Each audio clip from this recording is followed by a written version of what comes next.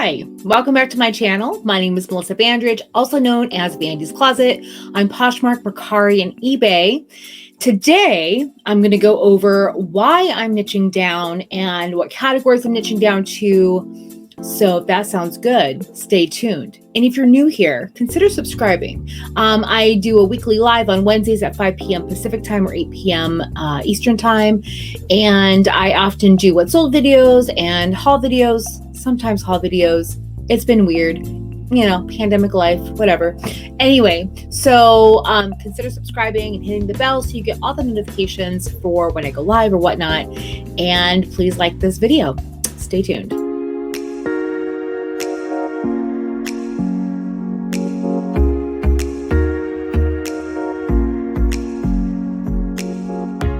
I have decided to niche down to just a few categories.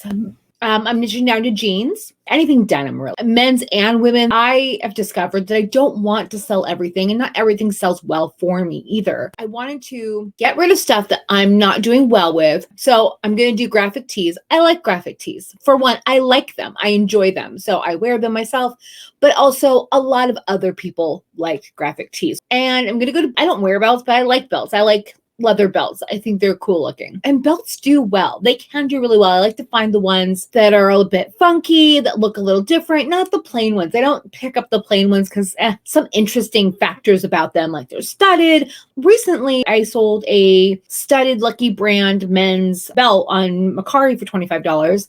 It was missing a stud.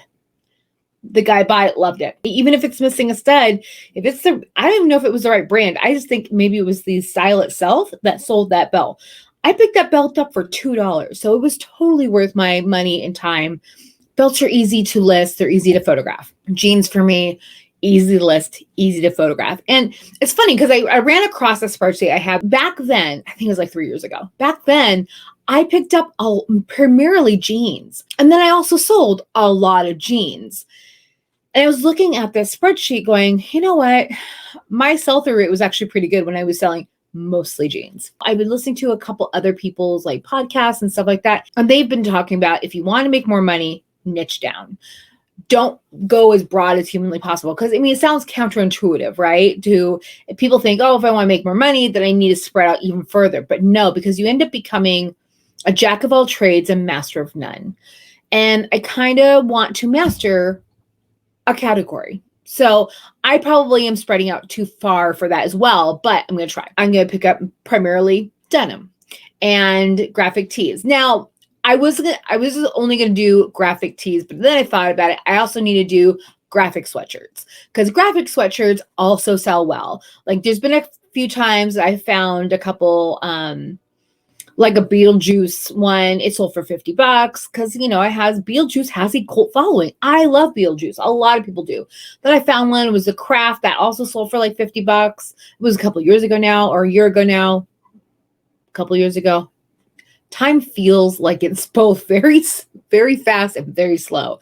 It's very weird. Those can sell for a bunch because it had a graphic that people were looking for.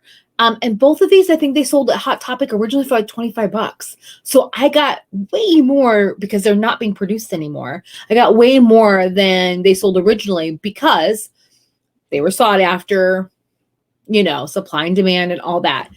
So jeans is a commodity that people will continue to buy. People buy jeans all through the year.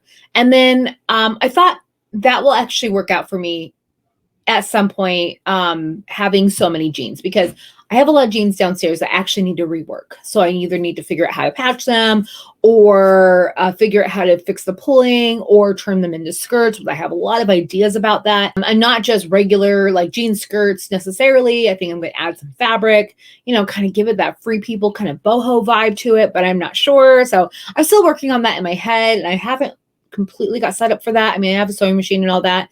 And I think it would work out. I just need to get this in order first. So I'm not letting myself work on that project because that's a down the road, probably a couple months down the road project that I might start making those skirts. Maybe like in the beginning of spring, I'm thinking April-ish is when I might start, because by then, I think I ahead of myself thinking I was going to get completely organized by the end of February. I don't think that's going to work. However, I'm working very hard to get organized. So what am I doing to get organized, right?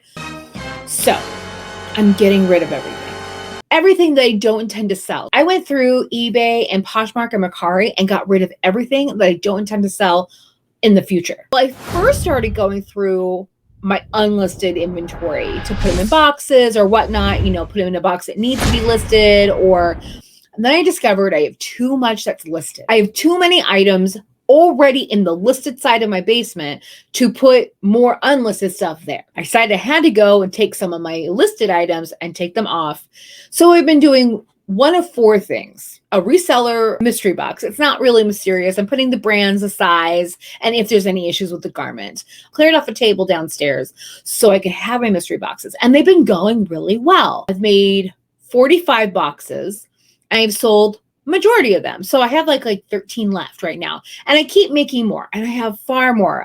I'll probably still be making them into March. But you can find the mystery boxes on my Poshmark under women other or men other. If it's not good enough to go into a reseller mystery box, like if it has a problem with it or whatnot, then if it has a problem with it, then I'm just putting it in a bag to go to the Goodwill. But if it doesn't have any flaws, like if it's a lower end brand, like, Eddie Bauer or whatnot, or Loft, or those are going into swap boxes, which is that box back there, because I can print unlimited labels. So I'm just going to send it. I'm sending it in like a one-way ticket to them. I'm not doing their version of return assurance.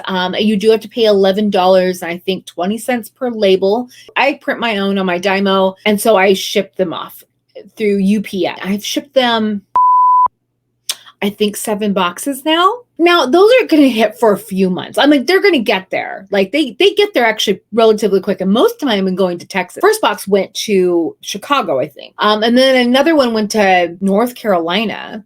And then the rest of them have gone to Texas. I don't expect that they're going to be processed until like probably 90 to 100 days from now, which is fine because a lot of it's going to be sweaters and like fall wintry items, and they keep it for 6 months. And I will do a video on swap later on. I know I've said that before, but that was at the beginning of the pandemic when I had sent it in March of 2020 and it got to them really quick, but it didn't get processed till September.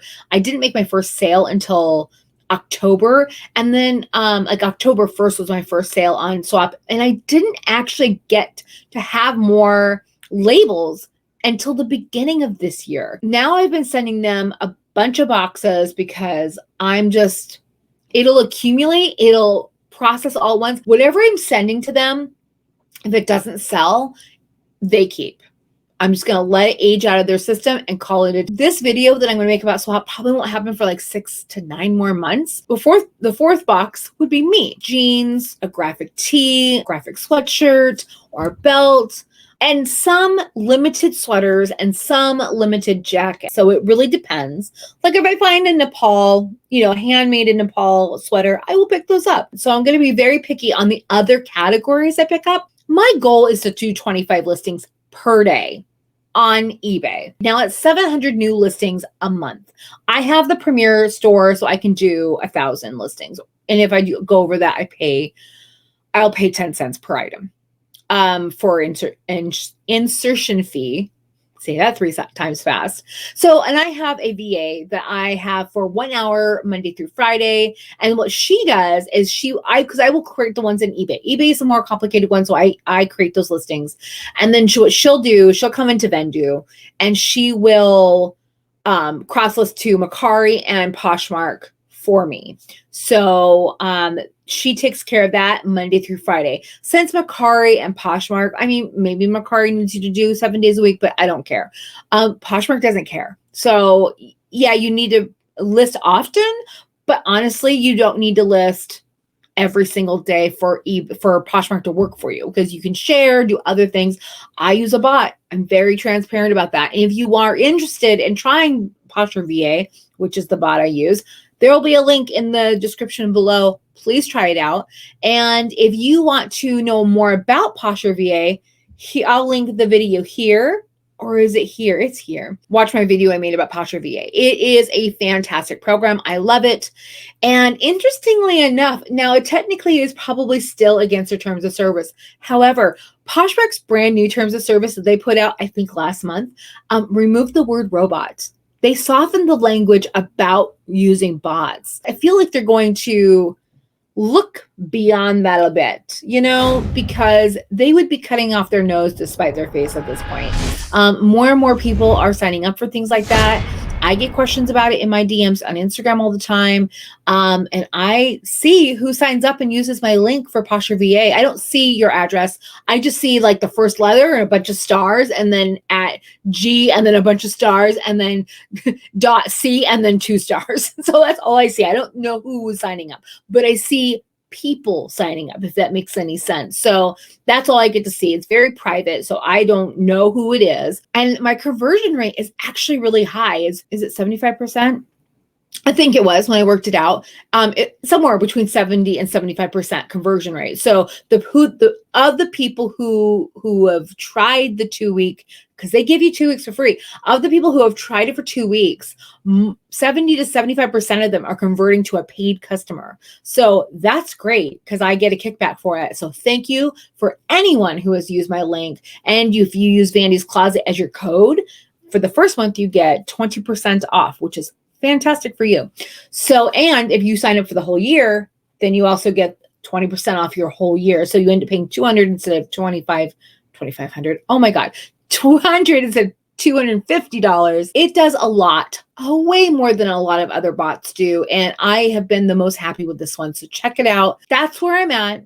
That's what I'm doing. This is what I have committed like 100% to this. Like, cause this feels so good. I cannot convey how good it feels to get a bunch of this stuff out of my basement. That has been a point of anxiety for me, and I did not realize it. So sometimes when you're deep in your own anxiety, which I have a high anxiety no matter what, but this was adding to it, and I realized that with every box I'm getting rid of, with every box I'm sending to swap, with every box that someone buys from me, thank you so much. But anyway, I will be building more throughout the month. And if it's closet clear out, I'm happy to drop the price so you get the discounted shipping. CCO with mystery boxes actually works really well. Let's talk about mystery boxes a little bit more. When the bins open for longer than an hour at a time, I don't know, maybe I'll start going back when it's still only an hour. I haven't decided yet, but currently my bins are only open for an hour at a time. And so you have to wait outside for an hour basically to get in for an hour. And it's really kind of high stress because you're trying to go fast and you're trying to get things, and then you miss flaws and things. Like I used to be a kind of a slow, methodical kind of picker, and I've had to be real fast going through that. So when the bins are, I can be there for 4 to 6 hours at a time, because that's what I used to do. Go there for 4 to 6 hours, bring a little snack with me.